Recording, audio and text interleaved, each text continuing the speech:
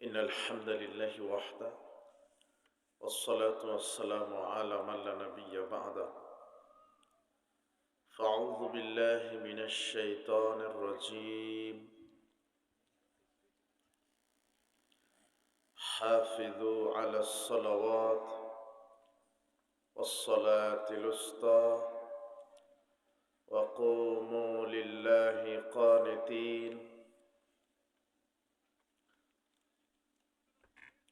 عن أم فروة قالت سئل رسول الله صلى الله عليه وسلم أي الأعمال أفضل قال الصلاة في أول وقتها رواه أبو داود بإسناد صحيح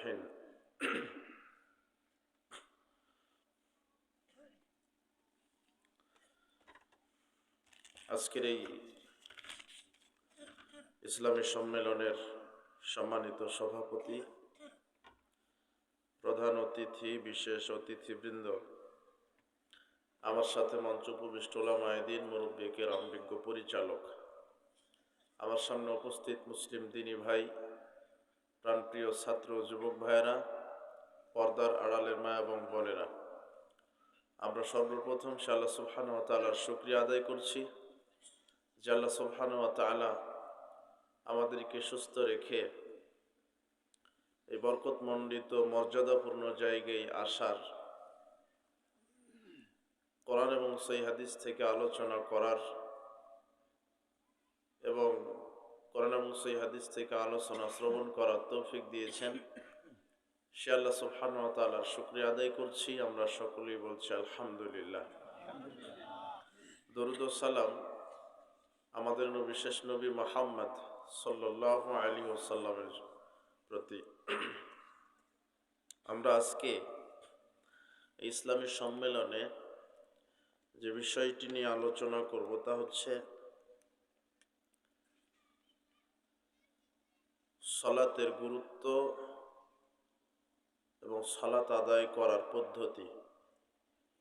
উল্লেখিত বিষয় আমরা আলোচনা করার চেষ্টা করব ইনশাআল্লাহ। আমরা যতক্ষণ আলোচনা করব আপনাদের ধৈর্য কামনা করি, মনোযোগ কামনা করি। যেসব মা বোনেরা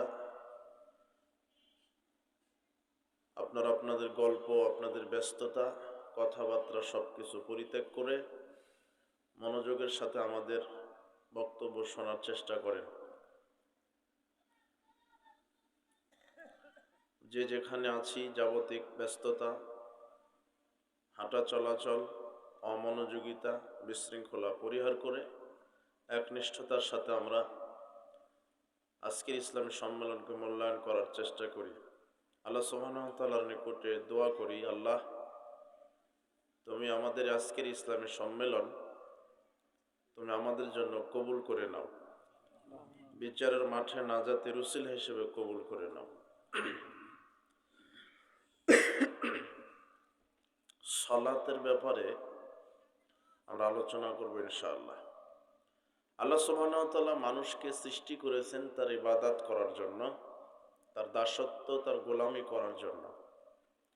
এ ব্যাপারে আল্লাহ সুবহানাহু ওয়া তাআলা বলছেন, ওয়ামা খলাকতুল জিন্না ওয়াল ইনসা ইল্লা লিয়াবুদুন। মানুষ আর জিনকে সৃষ্টি করা হয়েছে কেবলমাত্র ইবাদত এবং দাসত্ব করার জন্য। আর ইবাদতের জগতে যত ইবাদত, দাসত্ব, এর মধ্যে শ্রেষ্ঠ ইবাদত হচ্ছে সালাত। শ্রেষ্ঠ ইবাদত কি? সালাত। আল্লাহ সুবহানাহু ওয়া তাআলা বলছেন, ওয়াকিমুস সালাত ওয়াতুজ যাকাত। তোমরা সালাত কায়েম করো, যাকাত প্রদান করো। আর পৃথিবীতে যত নবী রাসূল আল্লাহ সুবহানাহু ওয়া তাআলা প্রেরণ করেছিলেন, প্রত্যেক নবী রাসূলদের উপরেই সালাত ফরজ ছিল। আল্লাহ সুবহানাহু ওয়া তাআলা এই ব্যাপারে বলছেন, ওয়াজআলনাহুম আইম্মাতান। আমি প্রত্যেক নবী রাসূলকেই পৃথিবীতে নবী করে প্রেরণ করেছি, নেতা হিসেবে প্রেরণ করেছি। প্রত্যেক নবী রাসূলকেই আমি পৃথিবীতে নেতা হিসেবে প্রেরণ করেছি। ইহদুনা বিআমরিনা, তারা আমাদের নির্দেশ অনুযায়ী মানুষদেরকে সঠিক পথে চালানোর চেষ্টা করতেন। ওয়াহাইনা ইলাইহিম ফি'লাল খায়রাত, এবং তাদেরকে আমরা ওহী করেছিলাম যে তোমরা সমাজ কল্যাণমূলক কাজ করবে। ওয়া ইকামাস সালাহ ওয়া ইতাআজ যাকাত, এবং তাদেরকে এটাও ওহী করেছিলাম যে তোমরা সালাত কায়েম রাখবে, যাকাত প্রদান করবে। ওয়া কানু লানা আবিদিন, এবং প্রত্যেক নবী রাসূলই ছিল আমার দাস, আমার ইবাদত গুজারি বান্দা। উল্লেখিত আয়াত প্রমাণ করে আল্লাহ সুবহানাহু ওয়া তাআলা প্রত্যেক নবী রাসূলকে পৃথিবীতে নেতা হিসেবে প্রেরণ করেছিলেন, এবং প্রত্যেক নবী রাসূল এবং তাদের উম্মতের উপরে সালাতকে আল্লাহ কি রেখেছিলেন? ফরজ। শুধু আমাদের নবীর জন্য সালাত ফরজ না, প্রত্যেক নবীদের উপরে সালাত কি ছিল? ফরজ। কিন্তু আমাদের নবী মুহাম্মদ সাল্লাল্লাহু আলাইহি সাল্লামের উপরে আল্লাহ সুবহানাহু ওয়া তাআলা 5 ওয়াক্ত ফরজ করেছেন। কয় ওয়াক্ত? অন্যান্য নবীদের উপরে সালাত ফরজ ছিল, কিন্তু কয় ওয়াক্ত এই কথা আমাদেরকে বলা হয়নি, জানানো হয়নি। আবু কাতাদা রাদিয়াল্লাহু আনহু বলছেন, রাসূল সাল্লাল্লাহু আলাইহি ওয়াসাল্লাম বলেছেন, আল্লাহ তাআলা বলেন, ইয়া মুহাম্মদ ইন্নী ফারাজতু আলা উম্মতি খামসা সালাওয়াত, হে মুহাম্মদ সাল্লাল্লাহু আলাইহি ওয়াসাল্লাম, আমি আপনার উম্মতের উপরে 5 ওয়াক্ত সালাত ফরজ করেছি। ওয়াহিদতু ইনদি আহাদান আন্নাহু মান জা ইউহাফিজ আলাইহিন্না লিওয়াক্তিহিন্না আদখালতুহুল জান্নাহ, এবং আমি আল্লাহ নিজের কাছে একটা ওয়াদা রেখেছি, যে কোনো মুসলিম নারী পুরুষ যদি 5 ওয়াক্ত সালাত আউয়াল ওয়াক্তে আদায় করে, তাহলে আমি আল্লাহ ওয়াদা রেখেছি আমি তাদেরকে জান্নাতে প্রবেশ করাবই। তাহলে এই আবু দাউদের এই হাদিসটা রাসূল সাল্লাল্লাহু আলাইহি ওয়াসাল্লাম বলছেন যে আমাদের উপরে কয় ওয়াক্ত ফরজ? 5 ওয়াক্ত। আর কেউ যদি 5 ওয়াক্ত সালাত আউয়াল ওয়াক্তে হেফাজত করে, তাহলে আল্লাহ তাকে জান্নাতে প্রবেশ করাবেন। আরেকটি কথা এখান থেকে পাওয়া গেল যে পৃথিবীতে অন্য কোনো আমলের ব্যাপারে আল্লাহ ওয়াদা করেননি যে জান্নাত দিবেন। হজ করলে জান্নাত হয়, কিন্তু আল্লাহর ওয়াদা নেই। সিয়াম রাখলে জান্নাত হবে, কিন্তু আল্লাহর ওয়াদা নেই। কোরআন তেলাওয়াত করলে জান্নাত হবে, কিন্তু আল্লাহর ওয়াদা নেই। পিতামাতার খেদমত করলে জান্নাত হয়, কিন্তু আল্লাহর ওয়াদা নেই। কিন্তু একমাত্র ইবাদত, একমাত্র আমল, যে আমলটার নাম হচ্ছে সালাত, সালাতের ব্যাপারে আল্লাহ ওয়াদা দিয়েছেন, যে কোনো মুসলিম নারী পুরুষ যদি 5 ওয়াক্ত সালাত আউয়াল ওয়াক্তে হেফাজত করে, তাহলে আমি আল্লাহ ওয়াদা করেছি আমি তাদেরকে জান্নাতে প্রবেশ করাবই। এটা একটা ব্যতিক্রম ইবাদত। সালাতের গুরুত্ব সম্পর্কে আপনাদেরকে বোঝাতে গিয়ে যে বিষয়টি বলতে চাচ্ছি, আব্দুল্লাহ ইবনে ওমর রাদিয়াল্লাহু আনহু বলছেন, রাসূল সাল্লাল্লাহু আলাইহি ওয়াসাল্লাম বলেছেন, বুনিয়াল ইসলামু আলা খামসিন, ইসলামের খুঁটি 5টি। শাহাদাতি আন লা ইলাহা ইল্লাল্লাহ ওয়া আন্না মুহাম্মাদুর রাসূলুল্লাহ, তার এক হচ্ছে এই কালেমা, এই সাক্ষ্য দেওয়া যে আল্লাহ ছাড়া প্রকৃত কোনো মাবুদ নেই, এবং মুহাম্মদ সাল্লাল্লাহু আলাইহি সাল্লাম তিনি আল্লাহর বান্দা এবং রাসূল। এটা 1 নম্বরে সাক্ষ্য দেওয়া। 2, ওয়া ইকামিস সালাহ, ঈমানের পরে ইসলামে যেটা স্থান জায়গা সেটা হলো কি? সালাত। 3, ওয়া ইতাইয যাকাত, যাকাত প্রদান করা। ওয়াল হাজ্জি, 4 নম্বর হচ্ছে হজ। 5 নম্বর সাওমে রমাদান, রমাদানের সিয়াম পালন করা। তাহলে ইসলামের খুঁটি কয়টি? 5টি। তো এর মধ্যে সালাত একটা ব্যতিক্রম। সালাত একটা ব্যতিক্রম ইবাদত। এই 5টি খুঁটি ঠিক আছে, ইসলামের খুঁটি, ইসলামের স্তম্ভ হচ্ছে 5টি, কিন্তু সবার জন্য আল্লাহ 5টি ফরজ করেননি। পাঁচটির মধ্যে প্রথম একটা হলো কালেমা, ইমান। আপনার জীবনে যদি একবার কালেমা শাহাদাত পাঠ করেন, কয়বার? একবার। শুধু বলবেন আশহাদু আল্লা ইলাহা ইল্লাল্লাহ ওয়া আশহাদু আন্না মুহাম্মাদুর রাসূলুল্লাহ। একবার জীবনে বলেছেন শুধু। একবার বলার পরে মৃত্যু পর্যন্ত আর আপনি শিরক করেননি।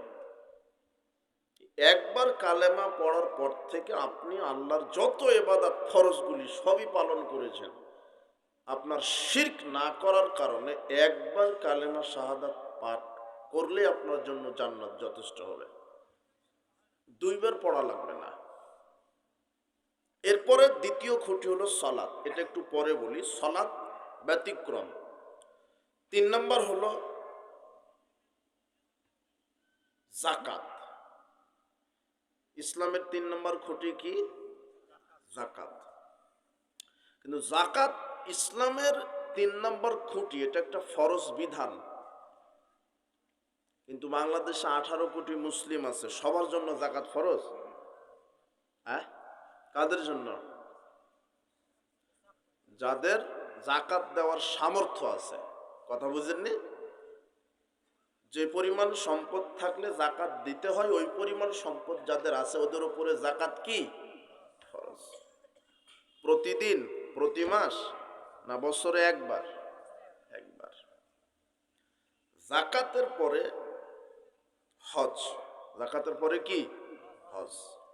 হজ কি সবার উপরে ফরজ? কাদের উপরে? ধনীদের উপরে, যাদের সামর্থ্য আছে হজ করার। কি বছরে একবার? জীবনে একবার। ঠিক বলেছেন। জীবনে কয়বার? ও যত বড়ই ধনী ব্যক্তি হোক, জীবনে একবার হজ করলে কি হয়ে গেল? একবার। তাও শুধু ধনী ব্যক্তিদের উপরে, সবার উপরে না। এরপরে কি? সিয়াম, তাই না? শেষ খুঁটি কি? সিয়াম। সিয়াম, হজ এবং সিয়ামের বিকল্প শরীয়ত আল্লাহ দিয়েছেন, বিকল্প রাস্তা, বিকল্প রেখেছেন হজ এবং সিয়ামের। সিয়াম যদিও ফরজ, কিন্তু প্রতিদিন না। প্রতিদিন? বছরে কয় দিন? এক মাস।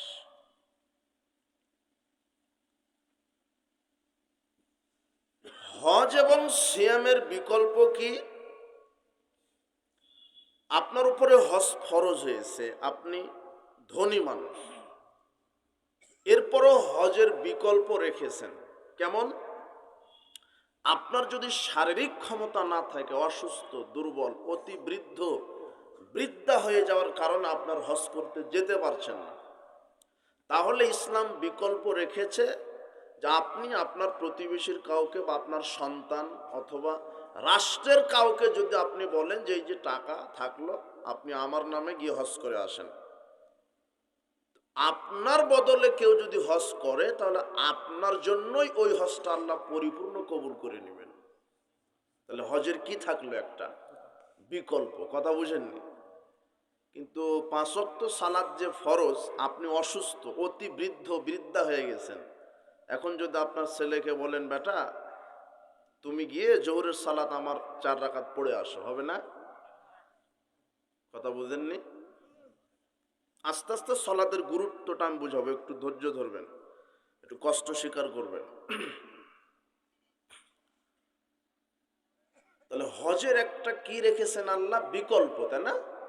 আপনি যদি যেতে অক্ষম হন, টাকা আছে আপনার কিন্তু যেতে অক্ষম, অসুস্থতা বা দুর্বল হয়ে গেছেন, অতি বৃদ্ধ, বৃদ্ধা হয়ে গেছেন, এই জন্য আপনার বদলে অন্য কেউ গিয়ে হজ করলে আপনার হজকে কবুল করে নেবেন আল্লাহ। সিয়াম, সিয়ামের বিকল্প আছে। 5 জন ব্যক্তির উপর থেকে আল্লাহ সিয়াম উঠিয়ে নিয়েছেন। কয়জন? 5 জন। আপাতত সিয়ামের বিকল্প রেখেছেন আল্লাহ। যদিও সিয়াম ফরজ, তারপরও বিকল্প। যদিও হজ ফরজ, তারপরও বিকল্প। 5 জন ব্যক্তির উপর থেকে সিয়াম উঠিয়ে নিয়েছেন। তার এক মুসাফির। মুসাফিরের উপর থেকে আল্লাহ সিয়াম উঠিয়ে নিয়েছেন। মুসাফির মানে যে সফরে আছে, রমাদান চলে এসেছে, আপনি সফরে বের হয়েছেন জরুরি প্রয়োজনে, চাকরির কাজে, ব্যবসার কাজে, এই যে সফরে বের হওয়ার কারণে যেই কয়টা সিয়াম রাখতে পারেননি, আল্লাহ বলছেন, রাসূল বলছেন, ইন্নাল্লাহ ওয়াদা শাতরাস আনিল মুসাফিরি শাতরাস সালাহ, মুসাফিরের উপর থেকে সালাত কমিয়ে এনেছেন। 4 রাকাত বিশিষ্ট সালাত 2 রাকাত করেছেন। ওয়াস-সাওমা আনিল মুসাফিরি ওয়াল মুরজি ওয়াল হুবলা, আর সিয়ামকে আল্লাহ উঠিয়ে নিয়েছেন মুসাফিরের উপর থেকে, গর্ভবতী স্ত্রীর উপর থেকে, স্তন্যধাত্রী মায়ের উপর থেকে সিয়াম উঠিয়ে নিয়েছেন। মুসাফিরের উপর থেকে সিয়ামকে উঠিয়ে নিয়েছেন।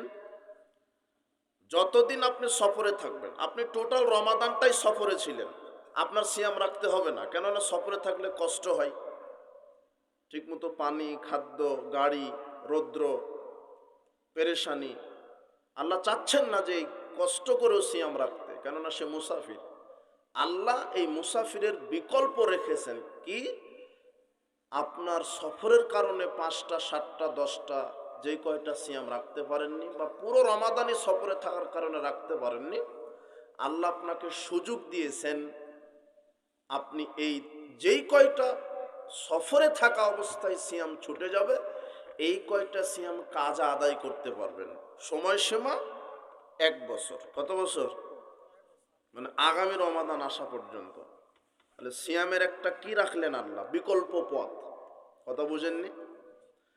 সালাত কি এরকম নাকি যে আমি সফরে আসি, 5 দিন সালাত আদায় করব না, 5 দিনে 25 রাকাত সালাত আমি একদিনে পড়ে নেব, এরকম নাকি? কথা বুঝেননি মনে হয়। আমি বলবো একটু সালাতের গুরুত্ব সামনে, কিন্তু আমি বোঝাচ্ছি যে হজের বিকল্প রেখেছেন, সিয়ামের বিকল্প রেখেছেন, আর এই যে মুসাফির উপর থেকে সিয়াম উঠিয়ে নিয়েছেন।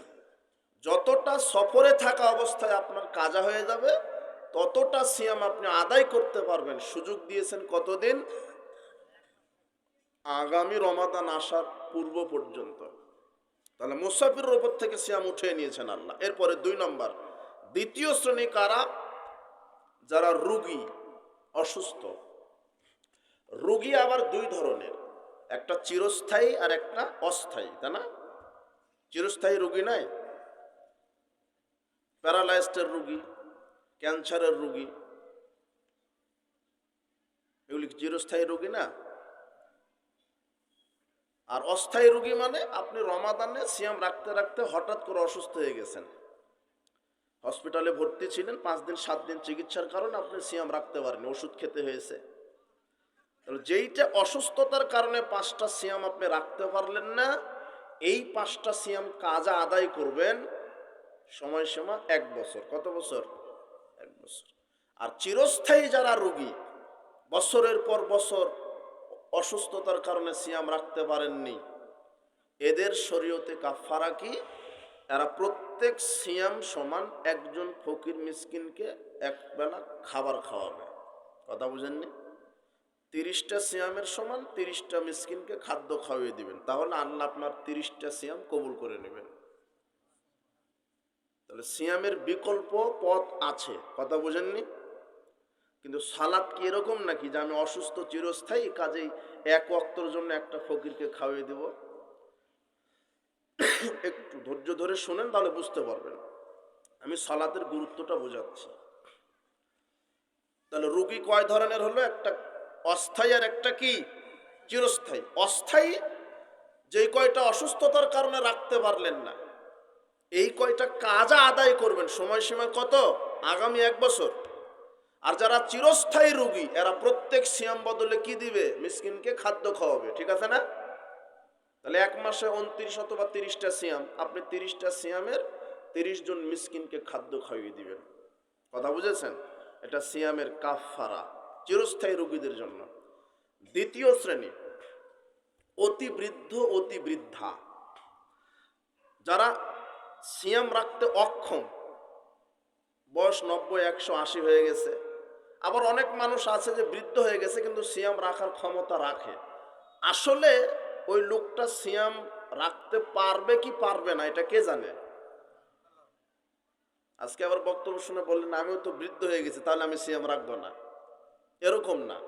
যারা একেবারে বয়সের ভার হওয়ার কারণে, অতি বৃদ্ধ বৃদ্ধা হওয়ার কারণে সিয়াম রাখতে অক্ষম, এদের ওপর থেকে সিয়াম উঠিয়ে নিয়েছেন, এদের কাফারা কি? এরা প্রত্যেক সিয়াম সমান একজন মিসকিনকে খাদ্য খাওয়াবে। কথা বুঝেছেন? 4 নাম্বার শোনেন, 4 নাম্বার হচ্ছে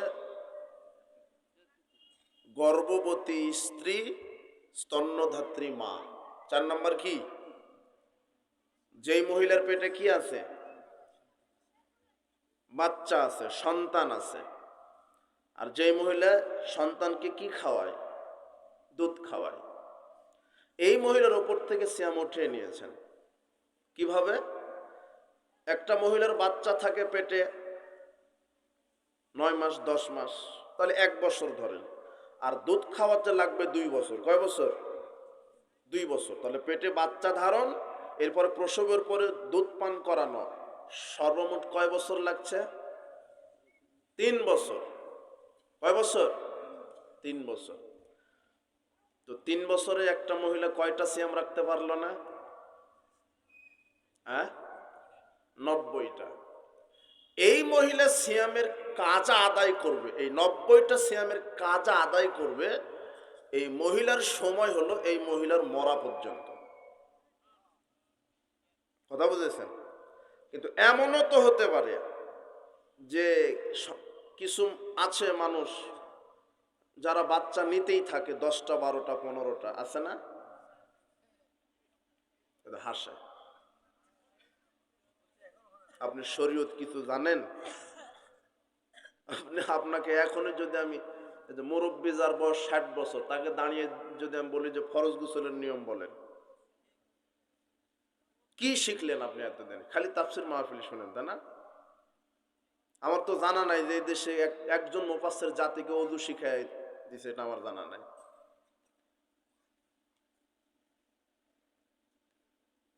এদেরকে হেলিকপ্টার করে নিয়ে আসেন 80,000 1 লক্ষ টাকা দিয়ে, জেলখানার আর নেতার গল্প শোনায় চলে যায়।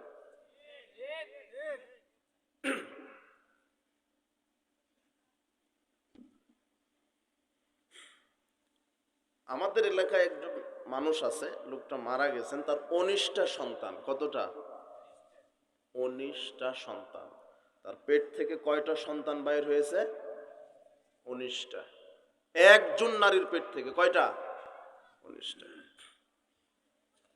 এরকম তো হতে পারে যে 8টা 10টা 15টা বাচ্চা নিয়েছে একজন মা, হতে পারে না?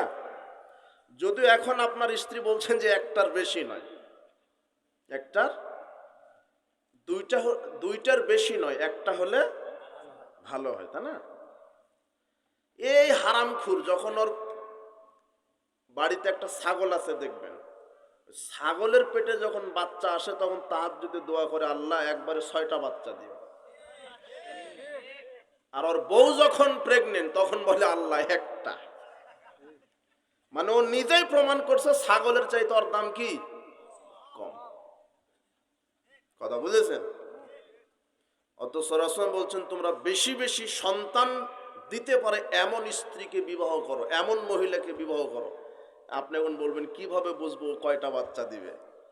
তাহলে ওর মাকে দেখতে হবে, খালাকে ফুপুকে দেখতে হবে। কথা বোঝেননি? রাসূল বলছেন তার বংশ দেখে বিবাহ করো, তার মা কেমন, তার খালা কেমন, ফুপু কেমন, আপনার স্ত্রীও হবে তেমন। এই কথা মুহাম্মদ সাল্লাল্লাহু আলাইহি ওয়াসাল্লাম বলছেন। মা যদি লুচ্চা হয় আপনার স্ত্রীও লুচ্চা হবে। মা যদি নিজের স্বামী থাকার পর আর একটা পুরুষের সাথে আসক্ত হয় আপনার স্ত্রীও আসক্ত হবে। এটা রাসূল সাল্লাল্লাহু আলাইহি ওয়াসাল্লাম বলছেন বংশ দেখে বিবাহ করো। মায়ের যদি 5টা 7টা সন্তান হয় আপনার স্ত্রীরও হবে। এই কথা মুহাম্মদ সাল্লাল্লাহু আলাইহি ওয়াসাল্লাম বলছেন। রাসূল সাল্লাল্লাহু আলাইহি ওয়াসাল্লাম বলছেন তোমরা অধিক সন্তান দিতে পারে এমন মহিলাদেরকে বিবাহ করো। আর আপনি নিয়েছেনই 2টা 1টা। সন্তান বেশি হলে দুনিয়াতেও লাভ, পরকালেও লাভ। আপনার যদি 10টা সন্তান থাকে আর আপনি একজন, তাহলে হলেন কয়জন? 11 জন। ফুটবল খেলতে গেলে আর কাউকে নেওয়া লাগবে না। আবার 11 জন, আপনি বাপ বেটা 11 জনের হাতে যদি লাঠি থাকে তাহলে অন্তত গাবতলী আপনাদের একাই। কথা বুঝে নেব না, শক্তির দিকেও।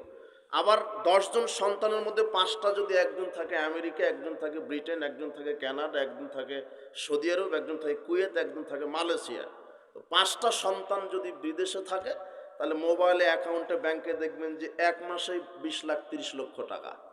টাকাও বেশি, শক্তিও বেশি। আবার এই 10টার মধ্যে একজন যদি দুধ খেতে খেতে মারা যায় তাহলে এই পিচ্চিটাকে আল্লাহ আবার এমন ক্ষমতা দিবেন বিচার মাঠে যে পিতামাতার কাপড় টেনে জান্নাতে নিয়ে ঢুকাই দিবেন।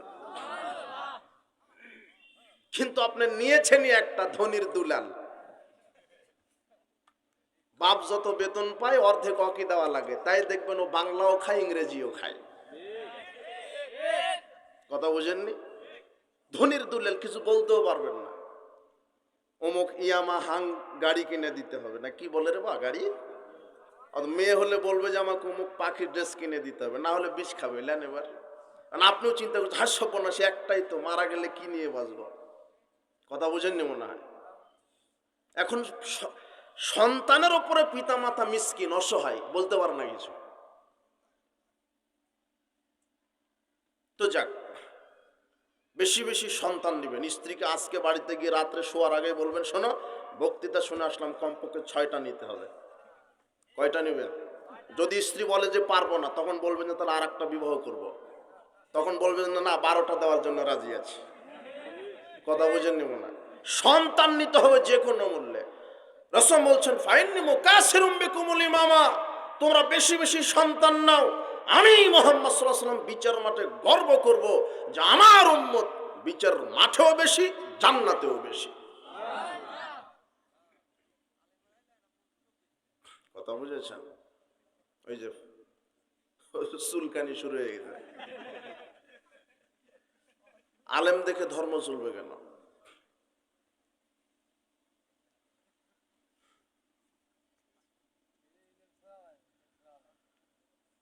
সমাজে কিছু মোনাফেক আছে, বুঝলেন? আলেমদেরকে দেখলে এদের চুলকায়। একজন বলে যে ভাই আপনি দাঁড়িয়ে রেখেছেন, চুলকায় না? তো বলছে আমার চুলকায় না, জনগণের চুলকায়। বলছে আলেমদের টাকা লাগবে কেন? ওদের তো রিজিক আল্লাহ আকাশ থেকে দিবে, টাকা লাগবে শুধু ওর, ওই জন্য ঘুষ খায়, সুদও খায়। আপনি দেখান তো কোন আলেমের পিতামাতা বৃদ্ধাশ্রমে আছে? আর ওই যে ইঞ্জিনিয়ার নামের জানোয়ার, ওর পিতামাতা বৃদ্ধাশ্রমে থাকে। ফাজলামি করেন নাকি? আর এই যুবকেরা দাড়ি ছেড়ে দিবে, দাড়ি ছেড়ে দিলে তোমরা আসল বউ পাবে ইনশাআল্লাহ। এই লুচ্চা যারা, এরা দাঁড়িয়ালাকে বিবাহ করতে চায় না। কথা বুঝেননি? আল্লাহ আমাদেরকে সঠিক বুঝদান করুন। যদি কোনো মহিলা 10টা বাচ্চা নেয় একবারে, দুধ খাওয়াতে খাওয়াতে একটা, আবার প্রসব করে দুধ খাওয়াতে খাওয়াতে আর একটা, হতে পারে না? তাহলে এভাবে 10টা নিল, একটা না, তাহলে 10 বছরে একটা মহিলা কতদিন সিয়াম রাখতে পারলো না? কয়টা? 300টা। তাহলে এই মহিলা তো 300টা সিয়াম কাজ আদায় করতে পারবে না। তাহলে শরীয়ত কি? একদিনে 300টা মিসকিনকে এক কাতারে বসে খাইয়ে দিবে। আল্লাহ এই মহিলার 300টা সিয়ামের কাফারা আদায় করে দিবেন। তাহলে সিয়ামের কি হলো? বিকল্প। 5 নম্বর, 5ম শ্রেণী, তারা হচ্ছে হায়েজ নেফাসালি মহিলা। ঋতু হয়ে গেছে, মাসিক হয়েছে, সিয়াম রাখতে রাখতে ঋতু চলে এসেছে, 3 দিন 7 দিন। কথা বুঝেননি? তাহলে 7 দিন বা 3 দিন সিয়াম রাখতে পারলো না, এই মহিলাটা কাজা আদায় করবে। এখন বলেন তো সময়সীমা কত? 1 বছর। কথা বুঝেননি? তাহলে সিয়ামের কি থাকলো? বিকল্প রেখেছেন আল্লাহ। হজের বিকল্প আছে, সিয়ামের বিকল্প আছে, কিন্তু 5টা খুঁটির মধ্যে সলাত এমন একটা খুঁটি যা কোনো বিকল্প দেখে না, যা পৃথিবীতে কোনো সমস্যা দেখে না, যা মুসাফির দেখে না, যা রুগী দেখে না।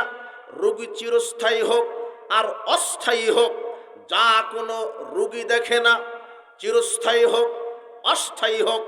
সালাত মুসাফির দেখে না, সালাত অতি বৃদ্ধ অতি বৃদ্ধা দেখে না, সালাত গর্ভবতী স্ত্রী দেখে না, সালাত স্তন্যধাত্রী মাকে দেখে না, সালাত কোনো পরিস্থিতিকে দেখে না।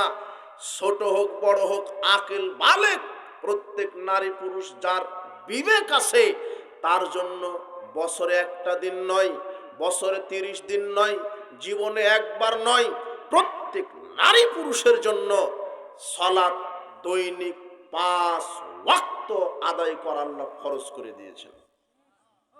আপনি বৃদ্ধ হলে কি হবে, আর রোগী হলে কি হবে, মুসাফির হলে কি হবে,